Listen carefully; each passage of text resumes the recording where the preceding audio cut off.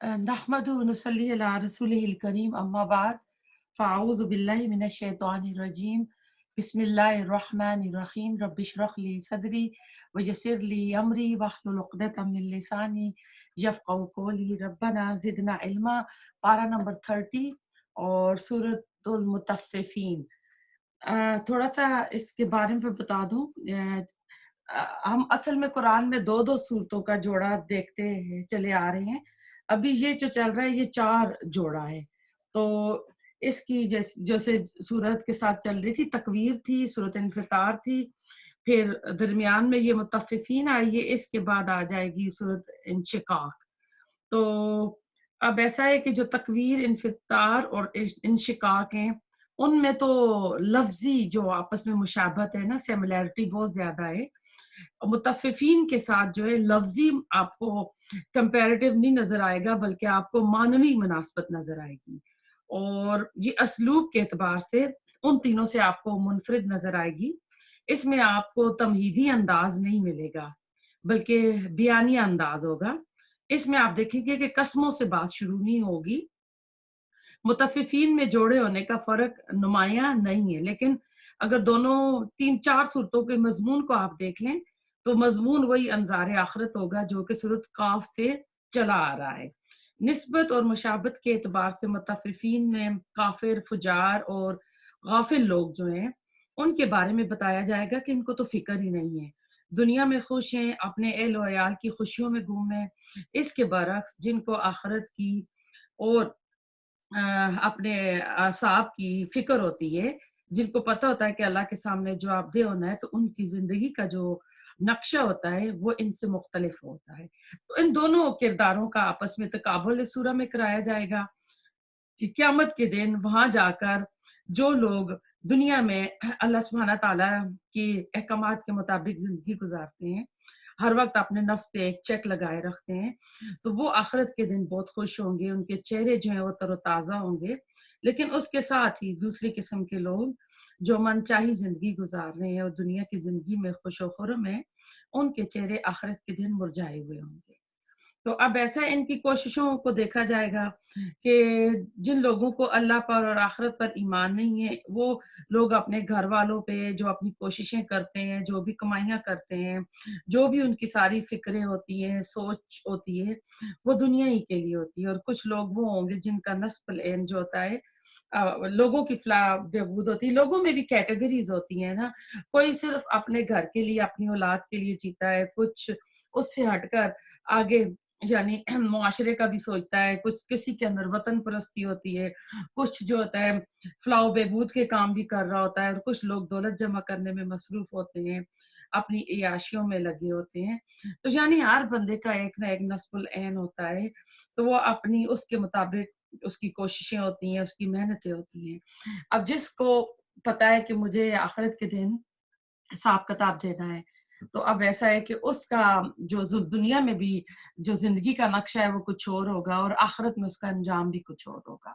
तो इस सूरह में हम ये देखेंगे। आयत नंबर 1 पे चलते हैं। वैलुन हलाकत लिल मुतफ़्फ़िफ़ीन, नाप-तोल में कमी करने वालों के लिए। ता फा फाफ इसका रूट वर्ड है। निहायत ही हकीर छे, बहुत मामूली चीज़। मुतफ़्फ़िफ़ीन ये वो लोग हैं जो तौलते हुए डंडी मारते हैं।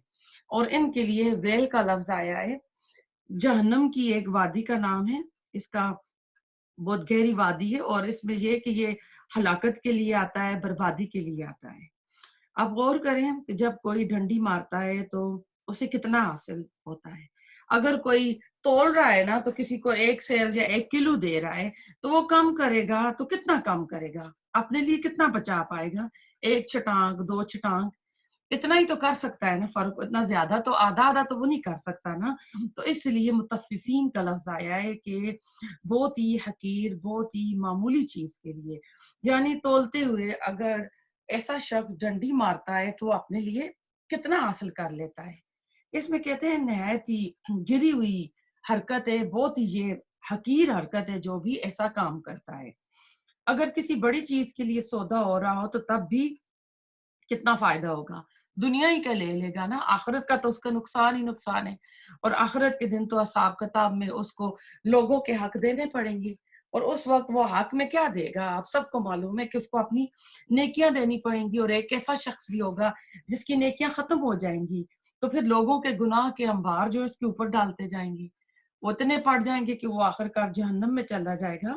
اللہ تعالیٰ ہم کو ان میں سے نہ کرے۔ علامہ اقبال نے، انگریزوں نے جو پوری کشمیری قوم کو ڈونگروں کے ہاتھ جو فروخت کر دیا تھا نا، تو اس کے لیے کہا تھا کہ چند سکوں کے ہاتھ نا اس نے کشمیری قوم کا سودا کر دیا ہے۔ تو ادھر ایمان کا سودے کی بات ہو رہی ہے کہ اللہ پر ان کا ایمان نہیں ہے، اعمال نامے پر یقین نہیں ہے، انہیں نہیں یقین ہے کہ ہر چیز لکھی جا رہی ہے۔ اب جس کو پتا ہے نا کہ میرے ساتھ فرشتے لگے ہوئے ہیں، میرا اعمال نامہ ہے، میں جو بھی کر رہی ہوں میرے فرشتے اس میں لکھتے جا رہے ہیں، اور اس کا آخرت پر یقین ہے کہ حساب کتاب ہوگا۔ اس کے برعکس ایک دوسرا شخص ہے جس کو اعمال نامے پر یقین ہی نہیں ہے، اس کو آخرت پر بھی یقین نہیں ہے، اس کو حساب کتاب پر بھی یقین نہیں ہے کہ وہاں جا کر اس سے پوچھ ہوگی، تو ظاہر ہے پھر کیا کرے گا؟ وہ اپنی دنیا ہی اکٹھی کرے گا نا، دنیا ہی کی جو فائدے ہیں اس کو فوقیت کرے گا۔ تو اپنی نیکیوں، پھر ایسا ہے کہ ایسا بندہ جو ہوتا ہے نا، اصل میں دنیا کے فائدے تو لے رہا ہوتا ہے، لیکن حقیقت میں وہ اپنی نیکیوں کا سودا کر رہا ہوتا ہے۔ جب بھی کسی کے حق میں یعنی کمی ہوگی، ذرا برابر بھی کمی ہوگی، تو کہتے ہیں دنیا میں اس کو کلیئر کر لو، کیونکہ قیامت کے دن فَمَن يَعْمَلْ مِثْقَالَ ذَرَّةٍ خَيْرًا يَرَهُ شَرًّا يَرَهُ کے جو لفظ آئے ہیں، تو اعمال نامے میں ایک ذرا برابر بھی کسی کی حق تلفی ہوگی تو وہ انسان کی نیکیوں میں سے اس دوسرے بندے کو دی جائے گی، کیونکہ قیامت کے دن کی جو کرنسی ہے وہ نیکیاں اور بدیاں ہوں گی۔ تو سوال پیدا ہوتا ہے کہ انسان ایسا کیوں کرتا ہے؟ انسان اپنے ایمان کا سودا کیوں کرتا ہے؟ وہ اس لیے کرتا ہے نا کہ اسے حساب کتاب پر یقین نہیں ہوتا۔ اس کے ساتھ اس نے اپنے ساتھ ایک اور چیز رکھی ہوتی ہے کہ اللہ غفور الرحیم ہے، اور ایسا رویہ رکھتا ہے تو آخرت کا اگر یقین ہو بندے کو، حساب کتاب کا یقین ہو، تو وہ کبھی بھی ناپ تول میں کمی نہیں کرے گا۔ تو اب دیکھیں سورت کا جو مرکزی مضمون ہے، اس میں آپ کو دیکھیں گے تین طرح کی آپ اس میں دیکھیں گے لوگوں کے عقیدے نظر آئیں گے۔ نمبر ون، ایک جو لوگوں کا گروپ ہے وہ ایک دم دڑھلے سے نا آخرت کا انکار کر دیتا ہے، سرے سے ہی انکار کر دیتا ہے، نمبر ون۔ نمبر ٹو جو ہوتے ہیں کم درجے پر ہوتے ہیں، وہ کہتے ہیں کہ مٹی میں گل سڑ جائیں گے، کس طرح پاسبل ہے کہ اللہ تعالیٰ ان ہڈیوں کو زندہ کرے اور پھر سوال جواب دے۔ تیسرا جو لوگوں کا گروہ ہوتا ہے، جو تیسری قسم کا لوگوں کے اندر عقیدہ پایا جاتا ہے، کچھ شک کا درجہ ہوتا ہے، تھوڑا گمان آتا ہے کہ اللہ عرش پر قادر ہے، اللہ زندہ کر سکتا ہے، وہ حساب کتاب بھی لے سکتا ہے، یعنی جواب دہی بھی ہو سکتی ہے۔ انسان جانتا ہے کہ اس کی فطرت میں نیکی بھی ہے، بدی بھی ہے، لیکن ان سب باتوں کو جاننے کے باوجود وہ کہتا ہے کہ میرا دل نہیں ٹھکتا۔ اب دل نہیں ٹھک رہا کہ یہ کیسے ہوگا؟ تو کہتے ہیں جب دل میں پکا یقین ہو تب اعمال درست ہوں گے۔ اب دیکھیں اگر آپ کسی سٹور میں جاتی ہیں، آپ فروزن چیز اٹھا لیتی ہیں، آپ آ رہی ہیں پے کرنے کے لیے، تو آپ رستے میں آپ کا جو مائنڈ چینج ہو جاتا ہے، آپ کو نہیں چاہیے، تو اب آپ کو پتا ہے کہ آپ کے اعمال نامے میں ہر چیز لکھی جا رہی ہے، تو آپ اس کو چلتے چلتے کسی بھی آئل میں اس فروزن چیز کو نہیں رکھیں گی، آپ مینجمنٹ کے حوالے کریں گی یا آپ جا کے ان کے فریزر میں ڈالیں گی۔ آپ کو پتا ہے کہ یہ آدھے گھنٹے بعد ڈیفروسٹ ہو کے چیز خراب ہو جائے گی۔ تو یہ جس کو ڈر ہوتا ہے نا اعمال نامے کا کہ مجھے حساب دہی کرنی ہے، ان چیزوں کی بھی کرنی ہے، جو چیز خراب ہو جائے گی اس مالک کو بھی جواب دینا ہے جس کی یہ چیز تھی، تو وہ بندہ اپنی چھوٹی چھوٹی باتوں پہ اپنا نا ایک چیک رکھتا ہے۔ تو ایسا ہے کہ اگر بظاہر ایمان ہے تو ساتھ ایک اور چیز ایسی بھی کچھ لوگ مانتے ہیں کہ شفاعت ہوگی، شفاعت باطلہ جس کو کہا جاتا ہے۔ ہمارے ہاں ایسے بہت ہیں، کہتے ہیں فلاں بچا لے گا، کسی بچے کو حافظ بنا لو وہ بچا لے گا، اور آخرت کا جو تصور ہے صرف عقیدہ ہے۔ اور ایک دوسرا گروہ ہے لوگوں کا، آپ خود سمجھ جائیں گے، وہ کہتے ہیں ہم ابراہیم علیہ السلام کی نسل سے ہیں، آگ ہمیں نہیں چھو سکتی، لیکن گنتی کے چند دن جو بچڑے کی پوجا کی تھی، تو ہم اللہ کے پیارے ہیں، ہم اللہ کے لاڈلے ہیں۔ ایک اور طرح کا کریکٹر ہوتا ہے، کل سورج آپ کاف پڑھیں گے، کل جمعے کا دن ہے، تو 2 باغوں والے کا جو واقعہ آتا ہے، تو آپ دیکھیں پورا رکوع اس پہ آیا ہے، تو وہ کہتا ہے کہ اللہ کی نگاہ کرم دنیا میں میرے پر ہے تو وہاں پر بھی ہوگی۔ تو اس لیے کہا گیا کہ یا ایھا الانسان ما غرک بربک الکریم، کہ تمہیں اپنے رب کے بارے میں کس چیز نے دھوکے میں ڈال دیا ہے۔ تو ہم غور کریں کہ اللہ تعالیٰ مجرموں کو اور فرما برداروں کو کیسے برابر کر دیں گے۔ اب اس آیت پر غور کریں، اس سے بھی نچلی بات وہ ہے کہ جو منہ سے کچھ نہیں کہتے۔ اب میں نے آپ کو کچھ کریکٹرز، کچھ لوگوں کے گروپس ہیں، ان کے اپنے اپنے عقیدے بتائے، کوئی یہ کہتا ہے، کوئی یہ کہتا ہے، لیکن اس آیت کے اندر جس کریکٹر کا ذکر ہوا ہے نا، یہ منہ سے نہیں کہہ رہا ہے، لیکن اس کا عمل بتا رہا ہے کہ اس کا آخرت پر یقین نہیں ہے۔ تو کیا پتہ چلتا ہے؟ عمل سے زندگی بنتی ہے، جنت بھی جہنم بھی۔ یہ خاکی اپنی فطرت میں نہ نوری ہے نہ ناری ہے۔ تو ہاتھ سے ڈنڈی مارنا بتا رہا ہے کہ اس کا عمل جٹلا رہا ہے آخرت کو اور حساب کتاب کو۔ اس لیے اللہ سبحانہ تعالیٰ کہتے ہیں کہ اس کے لیے ہلاکت ہے، بربادی ہے، اور وہ کتنی حقیر سی چیز کے لیے اپنا ایمان بیچ رہا ہے۔ آیت نمبر 2 انہی لوگوں کے بارے میں مزید آ رہا ہے، الذین، وہ لوگ، اذا، جب، اکتالو، وہ ناپ کر لیتے ہیں، الناس، لوگوں سے، یستوفون، تو وہ پورا پورا لیتے ہیں۔ یعنی جب اپنے حق کی بات آتی ہے، جب ان کی اپنی باری آتی ہے، تو وہ کیا کرتے ہیں؟ پورا پورا لیتے ہیں۔ لیکن جب کسی کو دیتے ہیں تو ڈنڈی مارتے ہیں، اس میں سے وہ تھوڑا بہت بچا لیتے ہیں۔ تو کسی امام نے کہا ہے کہ ایک تال میں الا بھی آتا ہے اور من بھی آتا ہے، لوگوں سے وصول کرنے کے معنی میں بھی کرتے ہیں، تو اس میں بھی آتا ہے کہ یہ برابر کرتے ہیں، برابر کا لیتے ہیں۔ آیت نمبر 3 یوم وَإِذَا، اور جب، آیت نمبر 3 پہ وَإِذَا، اور جب، کالوم، وہ ناپ کر دیتے ہیں انہیں، او یا وزنوہم، وہ تول کر دیتے ہیں انہیں، یکسرون، وہ کم دیتے ہیں۔ اب دیکھیں جب ہم کوئی چیز خریدتے ہیں تو یا وہ چیز تولی جاتی ہے یا وہ چیز میٹر اور گزوں پہ ناپی جاتی ہے، تو وہاں وہ دونوں پیمانے جو ہے نا خرید و فروخت کے، ان کا اس آیت میں ذکر آ گیا ہے۔ تو کالوم سے مراد کالوم لہم وزنو لہم، جب ان کے ناپتے ہیں اور تولتے ہیں تو اس میں کمی کرتے ہیں، ڈنڈی مارتے ہیں۔ مولانا اصلاحی صاحب نے اس میں کہا ہے کہ اگر کوئی بندہ اپنا حساب کتاب پورا لیتا ہے تو کوئی یہ بری بات نہیں ہے، معیوب نہیں ہے۔ کہتے ہیں اہم تر بات یہ ہے کہ انسان کی فطرت میں یہ چیز ہے کہ انسان کو پورا پورا ملنا چاہیے، جزا اور سزا کے لیے بھی پھر انسان کی فطرت میں یہ قانون موجود ہے۔ لیکن جو انسان خود غرض ہوتا ہے، جس کے اندر دنیا کی محبت ہوتی ہے، جس کے پاس دولت کمانے کی دوڑ لگی ہوتی ہے کہ میں آگے نکل جاؤں اور میرے پاس ہی سب کچھ ہو، وہی جب کوئی معاشرہ بگڑتا ہے تو وہاں اس کا دار و مدار کس پہ ہوتا ہے؟ اس دولت پر ہوتا ہے۔ ہر کوئی کیا کرتا ہے؟ دولت اکٹھی کرتا ہے، اور اس معاشرے میں لوگوں کی جو عزت ہوتی ہے وہ بھی دولت اور سٹیٹس کے ساتھ ہوتی ہے، اور یہ نہیں دیکھا جاتا کہ وہ کس ذریعے سے کما رہا ہے۔ وہی چیز اس میں آپ دیکھ لیں کہ اس وجہ سے اپنی دولت بڑھا کر دوسروں کے بھی پھر حق مارتا ہے۔ پھر بندہ یہ چاہتا ہے نا میرے پاس اور مال آئے اور آئے، تو پھر اس میں ناجائز طریقوں پہ چلا جاتا ہے، تو دوسرے کے حق مارتا ہے۔ تو اس کے اوپر مزید بات ہو رہی ہے آیت نمبر 4 میں، اللہ، کیا نہیں، یظنو، یقین رکھتے، اولئک، یہ لوگ، انہم، بے شک وہ، مبعوثون، اٹھائے جانے والے ہیں۔ تو اگلی آیت کو بھی کر لیتے ہیں ساتھ، لیوم نظیم، آیت نمبر 5، ایک بڑے دن کے لیے۔ تو ظن، زا، نون نون روٹ ورڈ ہے، گمان اور یقین دونوں کے لیے آتا ہے۔ سورۃ الکہف میں کفار کے لیے آتا ہے کہ جب انہیں یقین ہوگا کہ جہنم میں پھینکے جائیں گے تو وہاں پر ظنہ کا لفظ آیا ہے۔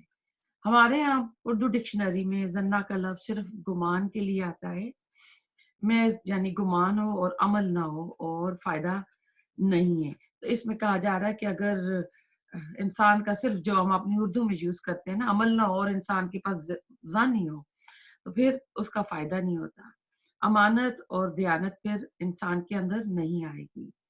گویا کہ یہ کہہ رہے ہیں ہمارا ایمان ہے آخرت پر، یوم عظیم پر بھی، لیکن ان کے عمل اس کے برعکس ہے. ان کے عمل اس چیز کو ثابت نہیں کر رہے ہیں کہ وہ بڑا دن آئے گا. وہ دن کون سا ہے؟ ذالک یوم التغابن، وہ ہار اور جیت کا دن ہے. اس کو قرآن میں 50,000 سال کا دن بھی کہا ہے. یوم ثقیلہ کے لفظ بھی آئے ہیں، بھاری دن ہوگا. اور وہ دن ایسا ہوگا جو بچوں کو بوڑھا کر دے گا. اس کے حوال ہیں ہولناک ہوں گے.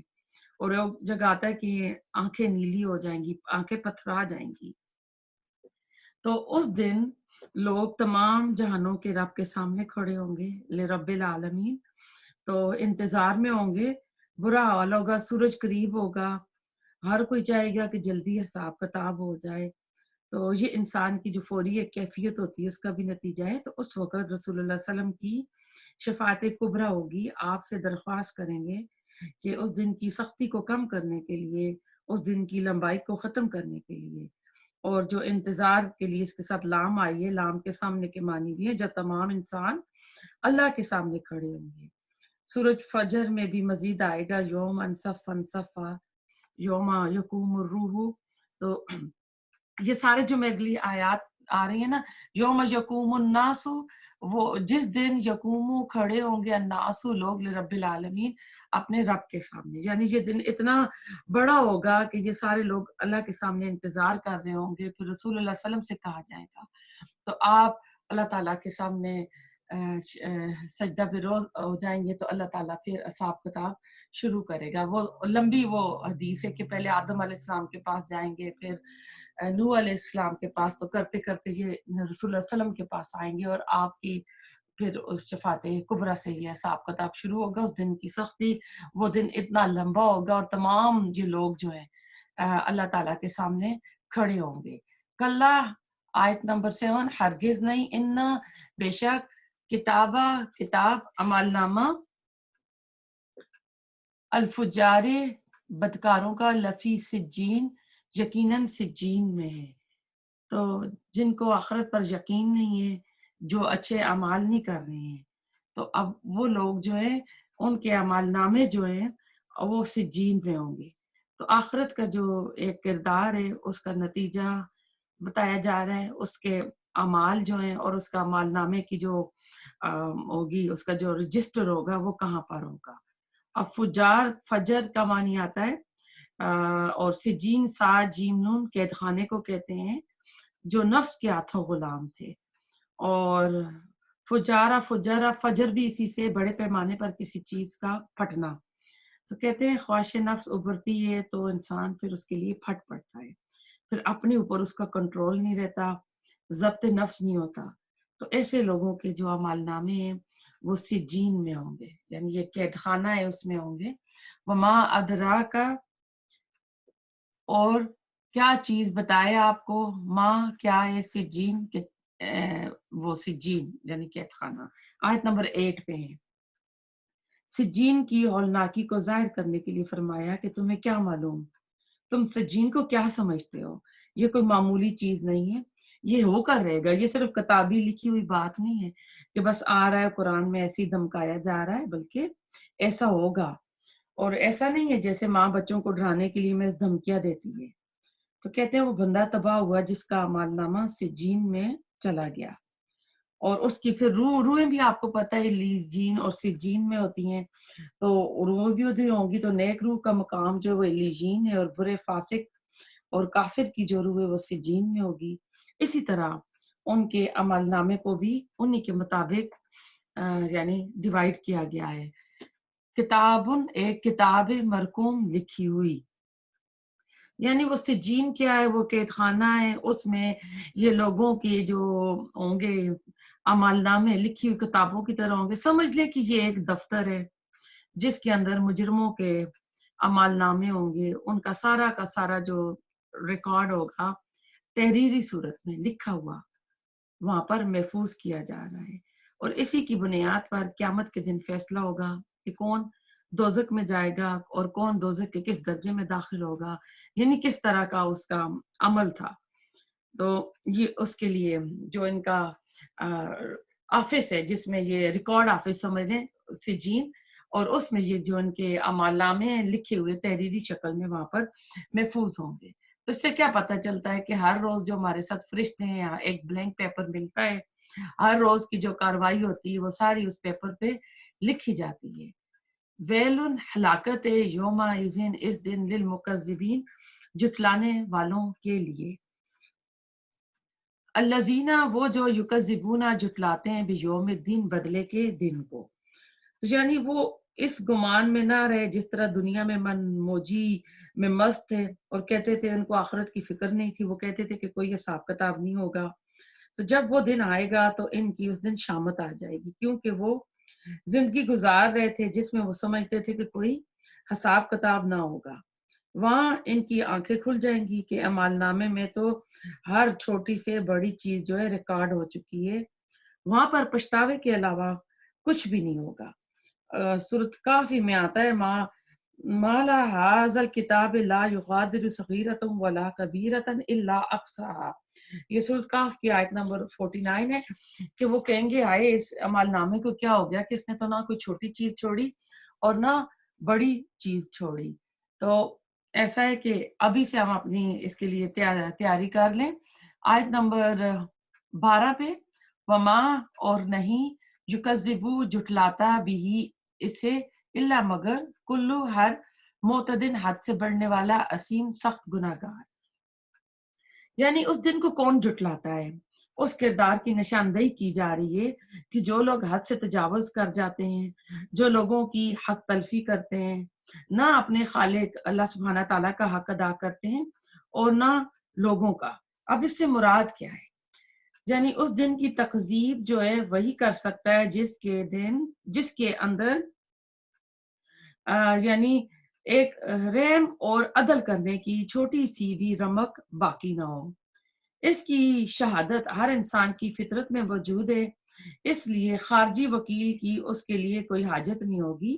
ہر بندہ اپنے آپ کو اپنے دل کے آئینے میں چیک کر سکتا ہے۔ جو لوگ حد سے گزرے ہوئے ہیں وہ بھی کر سکتے ہیں۔ اور پھر عدوان اور اسم، یہ ہم پڑھ چکے ہیں کہ عدوان آتا ہے دوسروں کے حقوق پر ڈاکہ ڈالنا، اور اسم آتا ہے دوسروں کے حقوق اس پر عائد ہوتے ہیں لیکن وہ دبا لے، ان کے حق ادا نہ کرے۔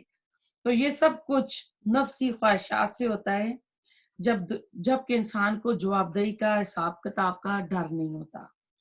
تقوی ایک لازمی چیز ہے، اور تقوی ہی ایسی چیز ہے کہ انسان کو ایک لگام، جیسے گھوڑے کو لگام لگتی ہے نا، تقوی انسان کے نفس کو لگام لگاتا ہے۔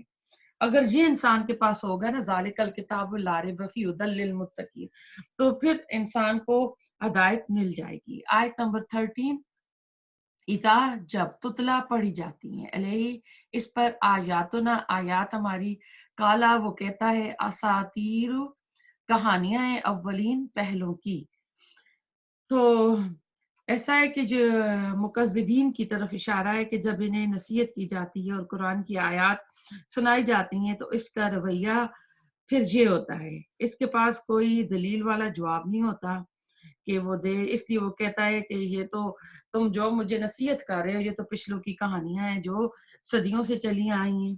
یہ ان کی ضد اور ہٹ درمی ہوتی ہے، اور اس وجہ سے یہ اپنی آخرت خراب کر رہے ہوتے ہیں۔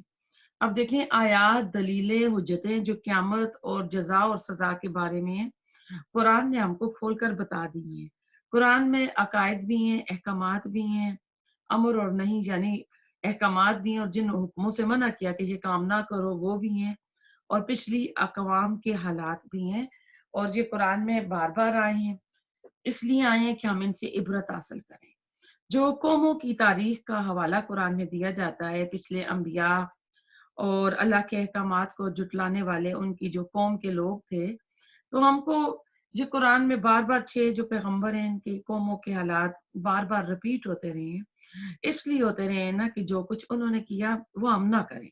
آپ اگر غور کریں، ایک صورت میں بار بار آتا ہے ان 6 جو پیغمبر کے قوم کے حالات ہیں نا ان کے بتائے جاتے ہیں۔ تو ادھر ہم نے بات کی تھی کہ ہر قوم کے اندر ایک منفرد ان کے گناہ تھے، منفرد ان کے اندر جو تھی خصلیں تھیں۔ کوئی یعنی قوم لوط کے بارے میں دیکھ لیں، قوم شعیب کے بارے میں دیکھ لیں، تو آپ کو یعنی الگ الگ کی ملیں گی چیزیں قوم ہود کے بارے میں، ابراہیم علیہ السلام کے بارے میں۔ تو ایسا ہے کہ علماء کہتے ہیں کہ اس وقت جو برائیاں، جو گناہ ایک ایک قوم کے پاس تھی نا، اس وقت وہ ساری اکٹھی ہو کے اس امت میں شامل ہوئی۔ اس وقت ہر وہ کام جو الگ الگ قوموں نے کیا تھا وہ ساری آج ہم کر رہے ہیں۔ تو اللہ تعالیٰ ہمارے حالات کی اصلاح کرے۔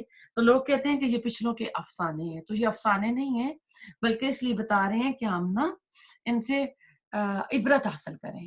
آیت نمبر 14، کلا ہرگز نہیں، بلکہ رانا زنگ چڑھ گیا ہے علی قلوبہم، ان کے دلوں پر، ما اس کا جو کانوں تھے وہ یکسبون وہ کمائی کرتے۔ یہاں پر سکتا ہے بل رانا ایسا کر کے اس کو پڑھتے ہیں۔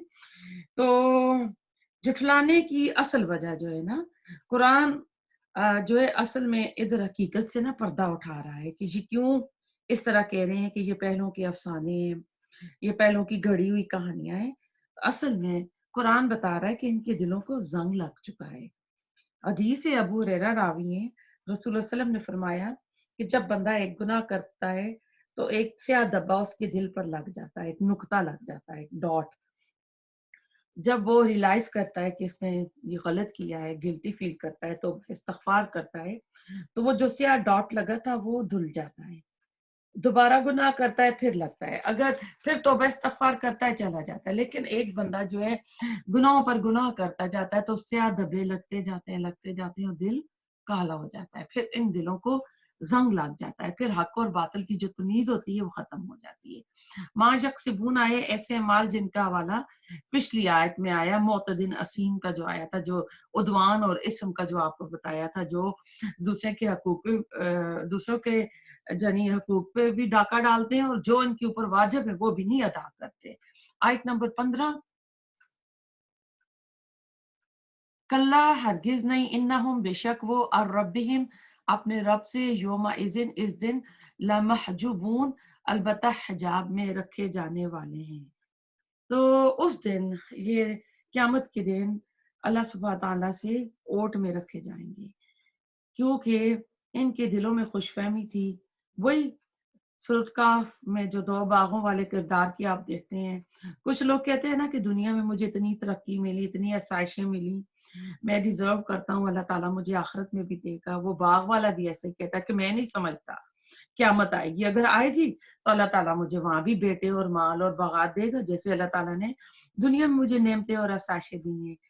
تو دنیا میں جس طرح عزت، شرف، شہرت، مقام ملا، وہاں پر بھی وہ چاہتے ہیں کہ ہمیں وہاں بھی ملے گا۔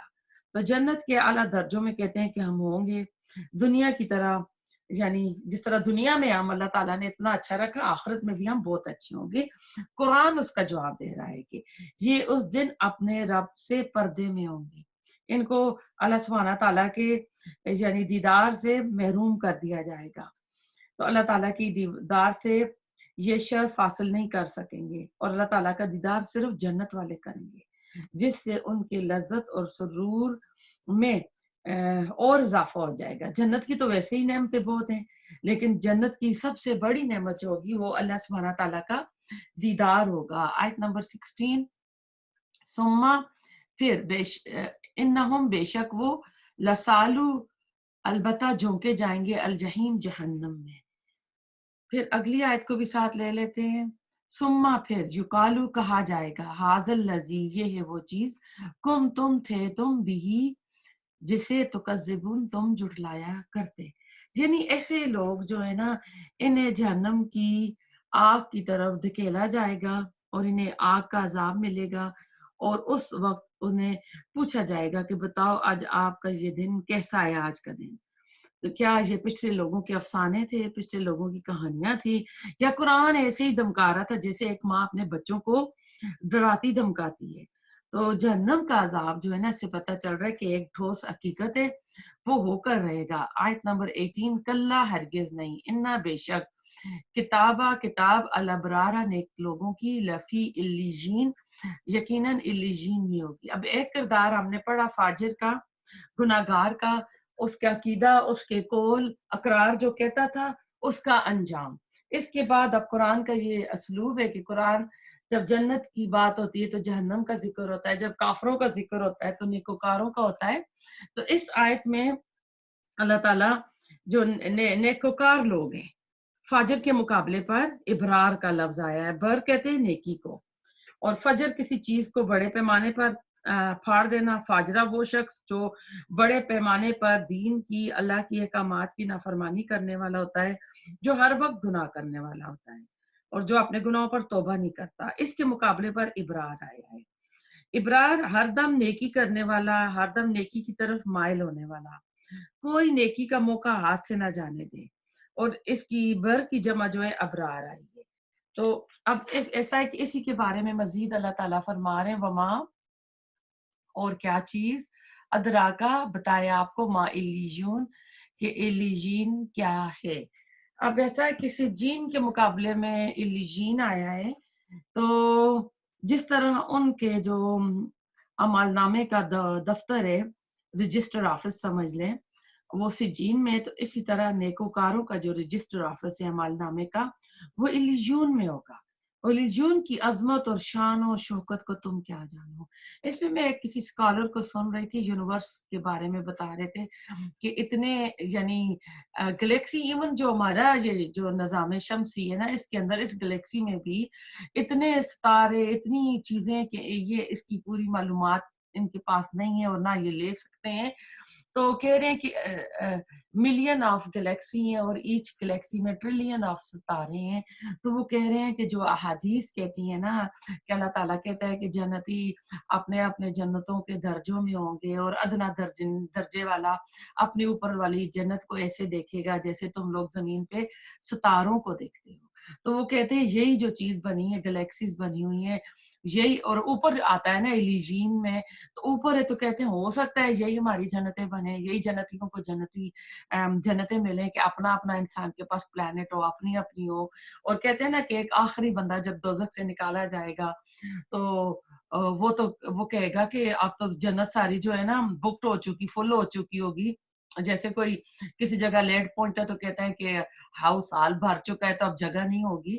تو اللہ تعالیٰ اسے کہتا ہے کہ وہ جب جاتا ہے تو وہ جدھر تک نگاہ ڈالتا ہے تو اس کی نگاہ جہاں تک جاتی ہے وہ اس کا جنت کا مقام ہوتا ہے. تو آپ اسی سے حساب لیں گے کہ اللہ تعالیٰ نے اتنی بڑی جنتیں بنائی. ہم تو دنیا کے گھروں کو جنت بنانے لگتے ہیں نا، ہمیں چاہتے ہیں کہ ہمارے پاس کھلے بیک یارڈ ہوں، رینچ ہوں، اتنی زمینیں ہوں، اس پہ گھر بنے ہوں، محل ٹائپ گھر بنے ہوں. لیکن اللہ تعالیٰ نے وہاں پر اس طرح کی چیزیں بنائی ہوئی. ایک میرے پاس کوٹنگ ہے لیکن میں بہت لمبی ہے، اب آپ کو سنا نہیں سکتی. یہ کسی کی خواب کا ذکر ہے تو کیونکہ مجھے دوسری سورہ بھی کرنی ہے، تو اس میں شہیدوں کا جو محل ہے وہ دکھائے گئے اس میں نا، اس کو کسی کی خواب میں آئے تھے تو وہ خواب بیان ہوئی ہے کسی عالم اسکالر کی نا. تو ایسا ہے کہ اب اللہ تعالیٰ وما ادراک، اللہ تعالیٰ کہہ رہے ہیں کہ تمہیں کیا چیز بتائے. وہ ایلیجیون کیا ہے؟ کتاب مرقوم، ایک کتاب ہے لکھی ہوئی. یشہدہ، حاضر رہتے ہیں ان پر، المقربون، مقرب فرشتے. اب دیکھیں ان کی آئی تھی نا کہ وہ سجین میں ہوگی ان کی کتاب اور کتاب مرقوم ہے بس. لیکن جہاں پر آپ دیکھیں فرق آ گیا، جب ابرار لوگوں کی رجسٹر آفس کا ذکر ہوا ہے تو اس کے اوپر اللہ تعالیٰ کہتے ہیں کہ میرے مقرب جو فرشتے ہیں اس کے اوپر نگرانی دے رہی ہے. تو یہ اس کی ایک اور وضاحت کی گئی. یہ لکھا ہوا دفتر ہے نیک مومن لوگوں کی روح کا مسکن جو ہے وہ بھی ایلیجین ہے، اور جہاں ان کے اعمال نامے اکٹھے ہوتے ہیں وہ بھی ایلیجین ہے. اس عظیم دفتر کی خاص حفاظت ہے، خاص نگرانی ہے. یعنی اس کا اتنا بلند مقام ہے جہاں پر ہر وقت اللہ سبحانہ تعالیٰ کے مقرب فرشتے موجود رہتے ہیں. تو یا اس سے علماء نے یہ بھی نکالا ہے کہ یا اللہ کے مقرب بندوں کی روح وہاں موجود رہتی ہیں. مقرب فرشتے ہیں، اعمال نامے پڑھ کر خوش ہوتے ہیں اور قیامت کے دن ان کے حق میں گواہی دیں گے یہ فرشتے. ان الابرارا، بے شک نیک لوگ، لفی نعیم، یہ یقیناً نعمتوں میں ہوں گے، علی الارائے کے مسندوں پر، ینظرون، وہ دیکھ رہے ہوں گے. نیکوکاروں کا انجام بتایا جا رہا ہے کہ ہر طرف سے نعمتوں میں گھرے ہوئے ہوں گے. ان کی نگاہیں جدھر اٹھیں گی ادھر ہی ان کو نعمتیں نظر آئیں گی. علی الارائے کے ینظرون، تو دیکھیں ان کے لیے آیا تھا نا اللہ رائے کہ ینظر کلا انہم عن ربہم لمحجوبون، کہ وہ اس دن دیکھ رہے ہوں گے لیکن ان کو اپنے رب سے اوٹ میں رکھا جائے گا. تو اس کے مقابلے پر یہاں جنتیوں کے انجام کی یہ آیت آئی ہیں کہ جنتی جو ہوں گے ان کا انجام ان کافر فاجر لوگوں کے برعکس ہوگا. وہ اللہ سبحانہ تعالیٰ کے دیدار سے اوٹ میں نہیں ہوں گے بلکہ اپنے رب کو وہ دیکھ رہے ہوں گے. وہ اپنے تختوں پر بیٹھے ہوں گے جس طرح کوئی شہنشاہ بادشاہ لوگ بیٹھتے ہیں، اعلیٰ کپڑے پہنے ہوں گے، اور کہ خواب کے اور اس کا یہ بھی ذکر آ چکا ہے قرآن میں. تو اللہ تعالیٰ کے جو فضائل ہیں، اللہ تعالیٰ کی رحمتیں عنایتیں جو ہوگی وہ یہ دیکھ رہے ہوں گے وہاں بیٹھے.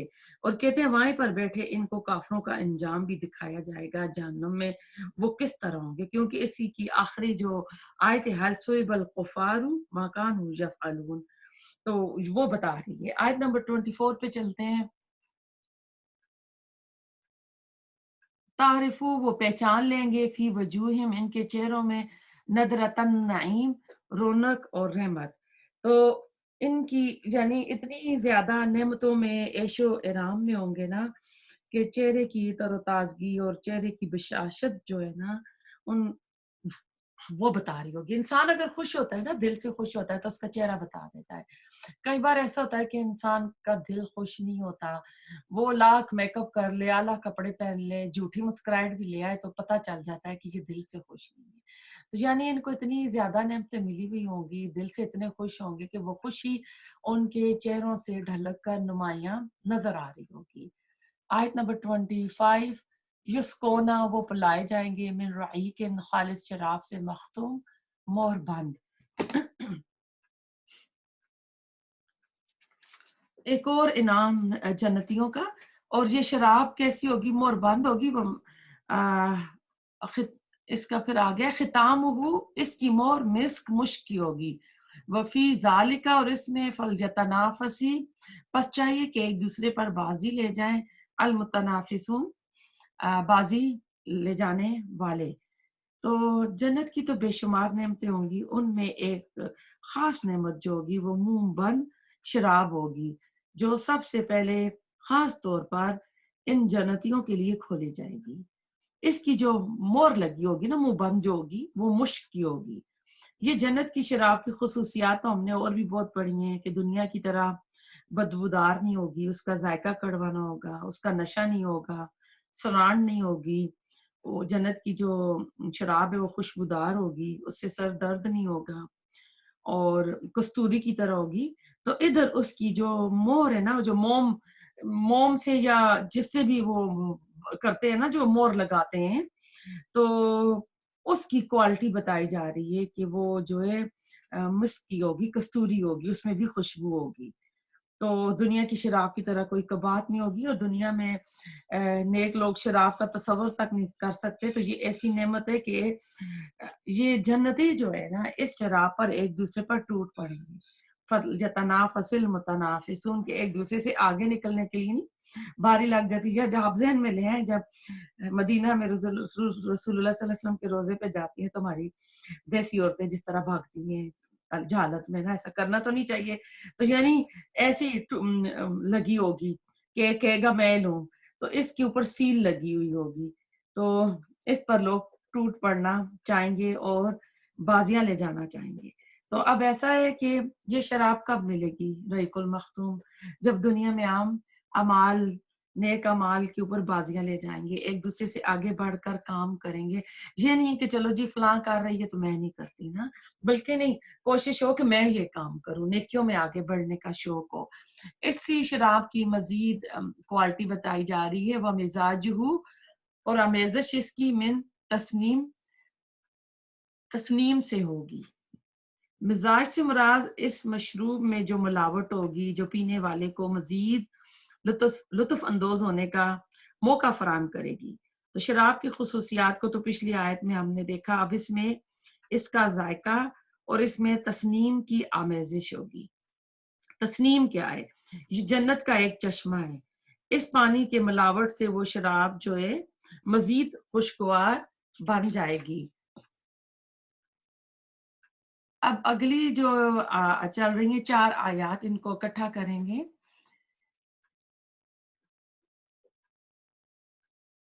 اینن یہ ایک چشمہ ہے، یشربو پیئیں گے بحل مقربون. سوری، اس کو اسی آیت کے مزاج من تسنیم، یہ جو ریق المختوم ہے اسی کی کوالٹی جا رہی ہے. تو اب یہ جو چشمہ تسنیم ہوگا جنت میں، یہ ایک چشمہ ہے، یشربو پیئیں گے بحل مقربون، اس سے مقرب لوگ، یعنی جو نیکیاں کرنے والے اللہ تعالیٰ کے مقرب بندے ہیں، ان کو اللہ تعالیٰ ان میں سے یہ شراب پلائے گا. اب اگلی جو 4 آیات آ رہی ہیں ان کو اکٹھا کرتے ہیں.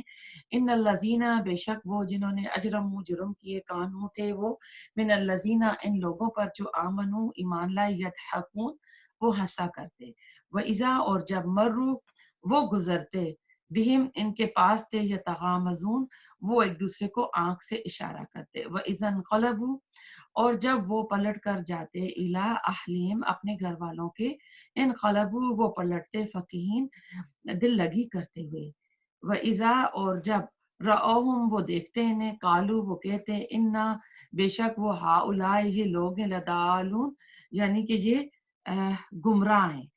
تو ان جو دیکھتے ہیں آیات میں، یعنی جو یہ 4 آیات آئی ہیں ان میں اللہ تعالیٰ نے مسلمانوں کا مذاق اڑانے والے، ان پر جو پھپتیاں کستے ہیں اور مسلمانوں کو جو گمراہ کہتے ہیں، اس لحاظ سے کہ مسلمان جو ہیں زہد اور تقوی کے لحاظ سے اور نیک اعمال کے لحاظ سے آگے نکل جاتے ہیں، اپنی جانیں کھپاتے ہیں، اللہ کے راستے میں خرچ کرتے ہیں اور دنیا کی لذتوں کو آخرت کی لذت پر ترجیح دیتے ہیں. تو کافر یہ کہتے ہیں کہ کیا یہ کھلی گمراہی نہیں ہے کہ سب گھر بار عیش و آرام چھوڑ کر ایک شخص کے پیچھے لگ گئے ہیں. ایک شخص سے مراد رسول اللہ صلی اللہ علیہ وسلم ہے، اور اپنے آبائی دین کو، جنی جو دین باپ دادے کا دین تھا، اس کو یہ چھوڑ بیٹھے ہیں، اور صرف اس وجہ سے کہ آخرت میں انہیں جنت ملے گی. بھلا ان بیوقوفوں کو تو دیکھو، یہ کتنا یعنی ایسا ہی خیال رکھ کے، دل میں رکھ کے تو اپنی دنیا کا نقصان کر رہے ہیں، اور دنیا کی جو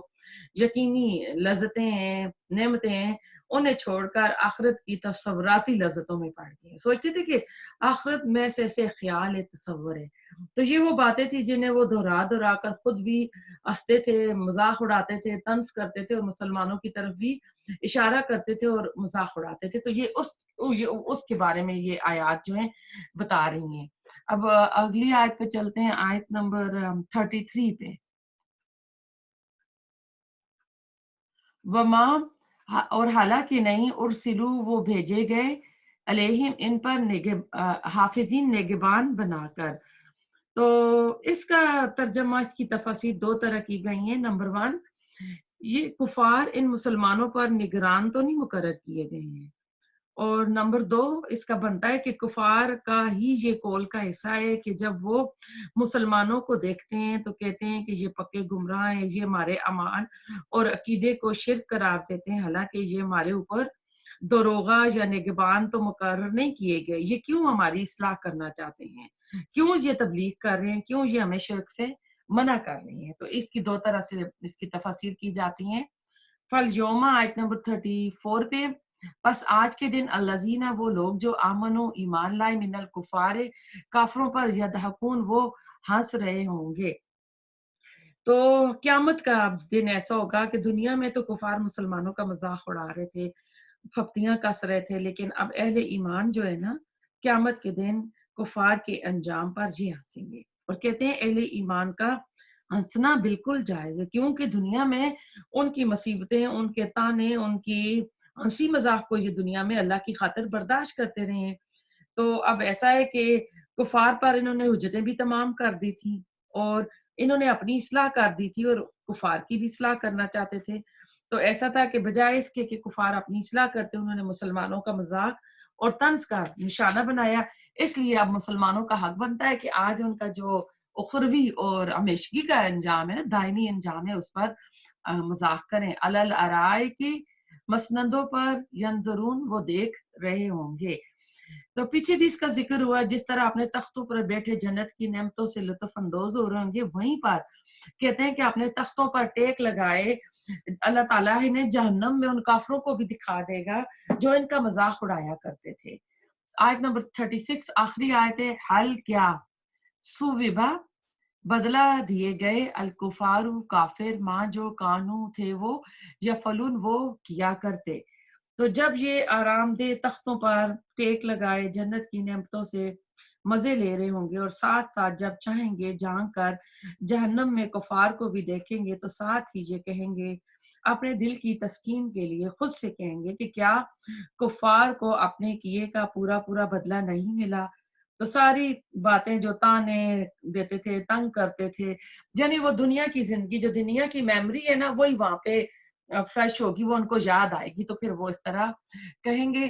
یہ سورہ ختم ہوتی ہے، اللہ تعالیٰ قبول کرے. جو بیمار ہیں ہاسپٹل میں، اللہ تعالیٰ شفائے عاجلہ کاملہ عطا فرمائے.